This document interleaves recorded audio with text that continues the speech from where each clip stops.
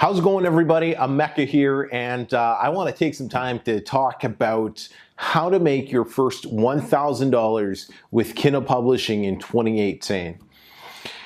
Man, has Kindle publishing changed a lot over the last 24, even the last 12 months since I started publishing.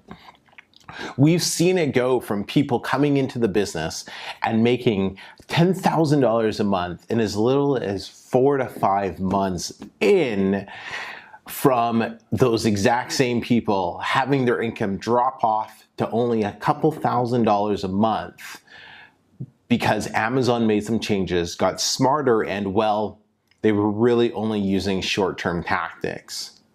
I love where Kindle publishing is headed in 2018, 2019, and beyond, because it's headed back to its core.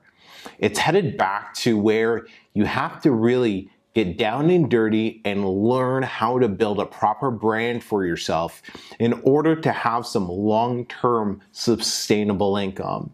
And that is what is key. From the beginning, I've wanted to make sure I've built up my passive income with Kindle publishing the right way and built it up so I don't have to really worry about it and it's always going to be there. So I want to share a few of my tips on what you can do going forward to make your first $1,000 with Kindle publishing in 2018. So here we go. So the very first one is going to be building a brand. Now, you're probably watching lots of videos on Kindle, and it makes sense, but you want to focus in on the ones that talk about building a specific brand around your books.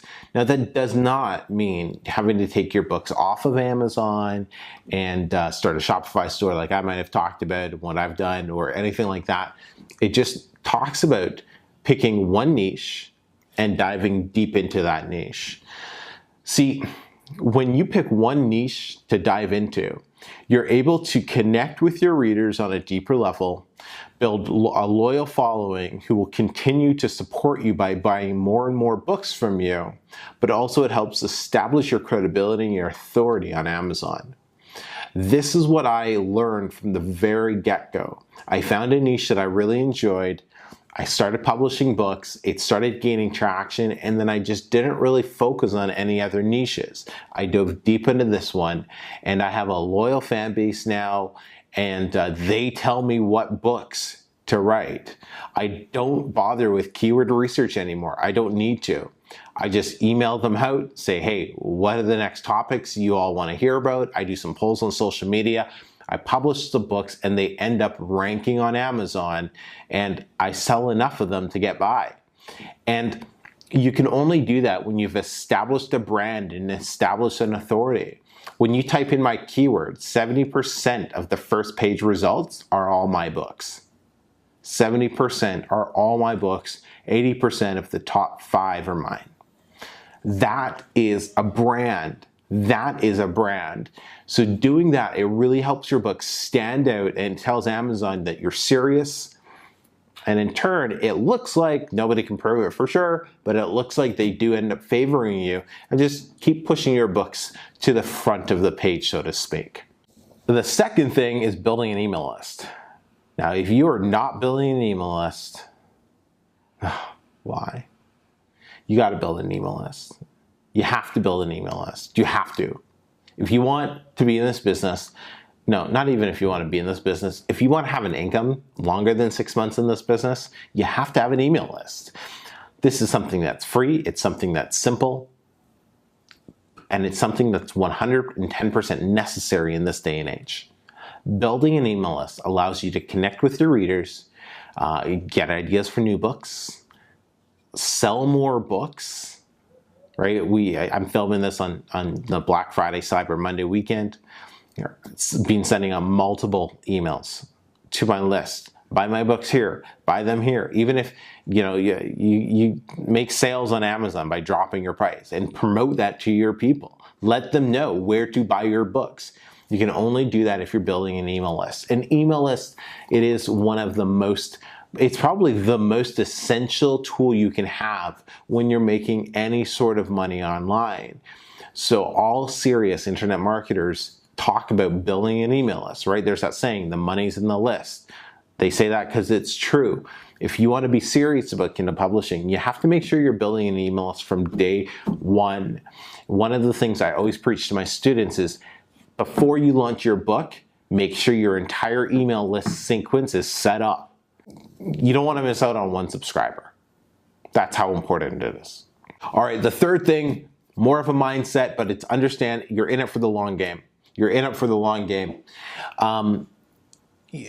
The money won't come quick, most likely. Now, there are some people who really make their first 1,000 within their first 30, 60, or 90 days.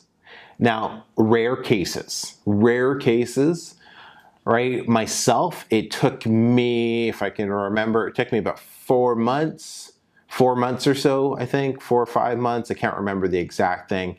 But I've had many students who hit that much faster. I've also had students who took, 7, 8 months to figure it out, to making their first $1,000, to having their first $1,000 month. But have that long-term mentality that you're not looking for the get-rich-quick thing. You're looking for something that you're going to be able to build up the right way. It will take a bit of time and effort. But once it's built up, you don't have to worry about it. And it comes in every single month like clockwork. I just noticed you can't see my hand. Every single month like clockwork. And that is so key, but you have to have the right mentality, and that's that long-term thinking, that you're in this for the long. When I say long-term, do I mean like 2, 3, 4 years? No. I mean like commit to it for at least a year. Commit to it for a year to actually figure it out and get it going so you can see the potential that the Kindle publishing has.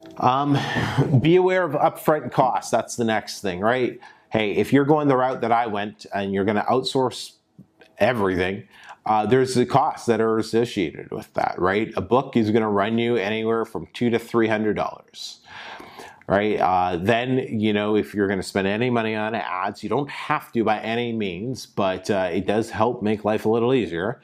There's going to be some upfront ad costs.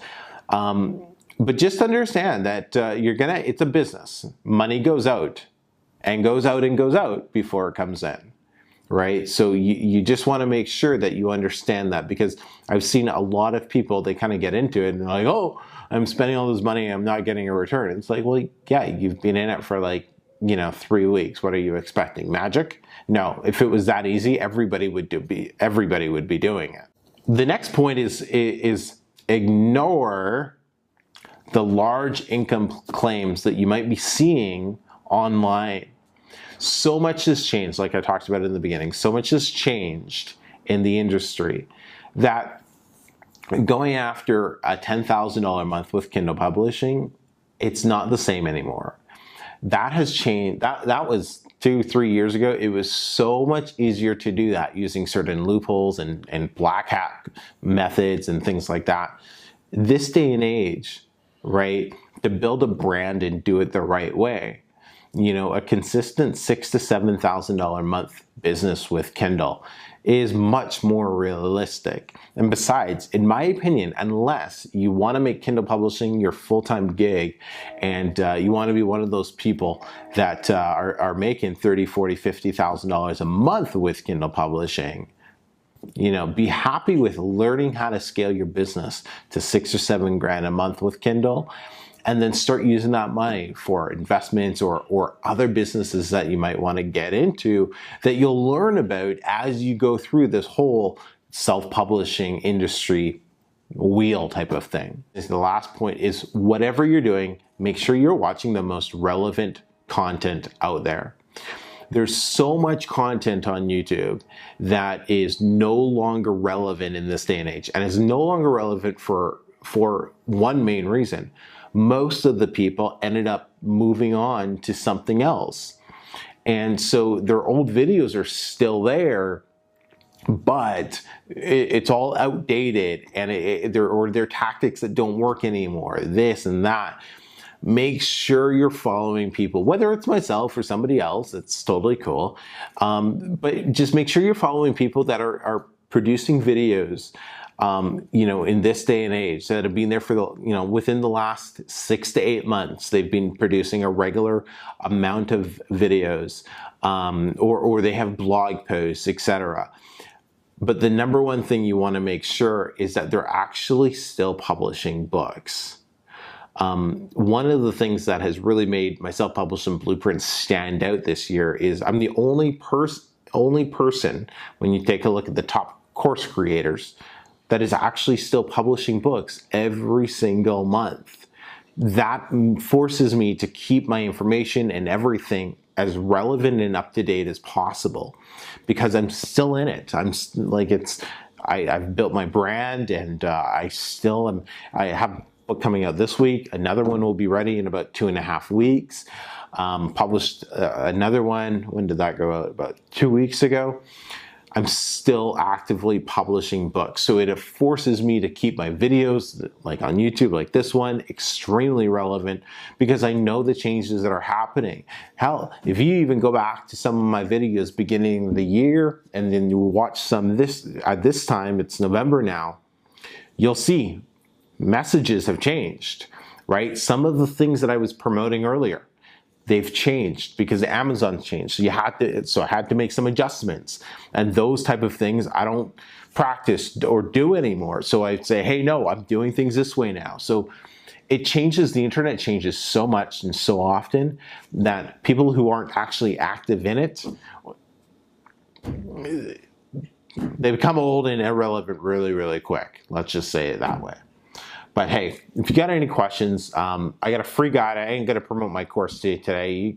You can buy it if you want, but there's a link in the link you're gonna see. It's my 5-step blueprint, the 5-step blueprint to making your first $1,000 online. You can download that for free. You just enter your email, and you can download that for free.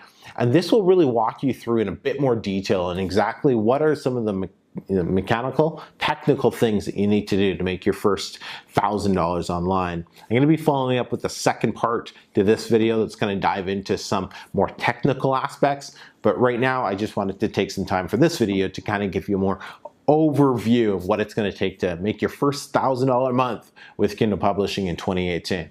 Hey, as always, everybody, I'm Emeka. If you liked what you saw, please consider subscribing and hit the bell so you get notifications whenever I do a live stream with Q&A. Until next time, take care.